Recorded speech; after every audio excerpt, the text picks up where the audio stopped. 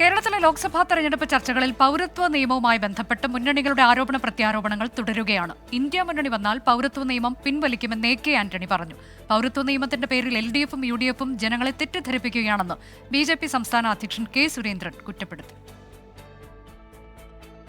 പൗരത്വ നിയമ ഭേദഗതി വരാനിരിക്കുന്ന ആപത്തുകളുടെ തുടക്കമെന്നാണ് മുതിർന്ന കോൺഗ്രസ് നേതാവ് AK ആന്റണിയുടെ പ്രതികരണം.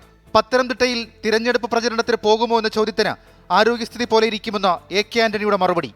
എൻ്റെ ആരോഗ്യസ്ഥിതി അനുസരിച്ചിരിക്കും. അപ്പോഴത്തെ ആരോഗ്യസ്ഥിതി അനുസരിച്ചിട്ട് കഴിഞ്ഞ അസംബ്ലി ഇലക്ഷൻ ഞാൻ തിരുവനന്തപുരത്തെ KPCC ആഫീസ് കേന്ദ്രീകരിച്ചിട്ടാണ് എൻ്റെ പ്രചരണം നടത്തിയിട്ടുള്ളത്. രാഹുൽ ഗാന്ധി വയനാട്ടിലെ ജനങ്ങളെ നിരാശരാക്കിയെന്ന് കുറ്റപ്പെടുത്തിയ BJP അധ്യക്ഷൻ K. സുരേന്ദ്രൻ പൗരത്വ നിയമ ഭേദഗതിയിൽ LDFിന്റേതും UDFിന്റേതും തെറ്റിദ്ധരിപ്പിക്കുന്ന സമീപനമെന്ന് വിമർശിച്ചു. രാഹുൽജിക്ക് കഴിഞ്ഞ തവണ 2019 വലിയ വിശ്വാസം വയനാട്ടുകാർ നൽകി. ഇത്രയധികം വോട്ട് കൊടുത്ത് അദ്ദേഹത്തെ ജയിപ്പിച്ചു. അന്ന് വോട്ടർമാർ വിചാരിച്ചത് പാവപ്പെട്ടവരാണ്, ആദിവാസികളാണ്, കർഷകരാണ്, കർഷക തൊഴിലാളികളാണ്, സാധാരണ മനുഷ്യരാണ്, ഞങ്ങളെ സഹായിക്കാൻ രാഹുൽജി ഉണ്ടാവുന്നായിരുന്നു.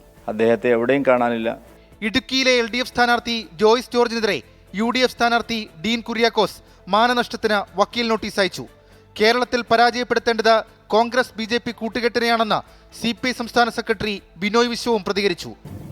നീതീകരണമില്ലാത്ത അന്ധമായ ഇടതുപക്ഷ വൈരത്തിൻ്റെ അടിത്തറയിൽ നിന്നുകൊണ്ട് BJPയും കോൺഗ്രസും കൈകോർത്ത് പിടിക്കുന്ന വിചിത്രമായൊരു ചിത്രമാണ് കേരളത്തിലെ ചിത്രം. അതേസമയം വടകരയിലെ LDF സ്ഥാനാർത്ഥി KK ശൈലജയ്ക്കെതിരെയുള്ള കോവിഡ് കള്ളി പരാമർശത്തിൽ LDF തിരഞ്ഞെടുപ്പ് കമ്മീഷന് പരാതി നൽകി. വ്യാപകമായി ഫ്ലെക്സ് ബോർഡുകൾ നശിപ്പിക്കുന്നതായി ചൂണ്ടിക്കാട്ടി ആലത്തൂരിലെ UDF സ്ഥാനാർത്ഥി രമ്യ ഹരിദാസ് പോലീസിൽ പരാതി നൽകിയിട്ടുണ്ട്.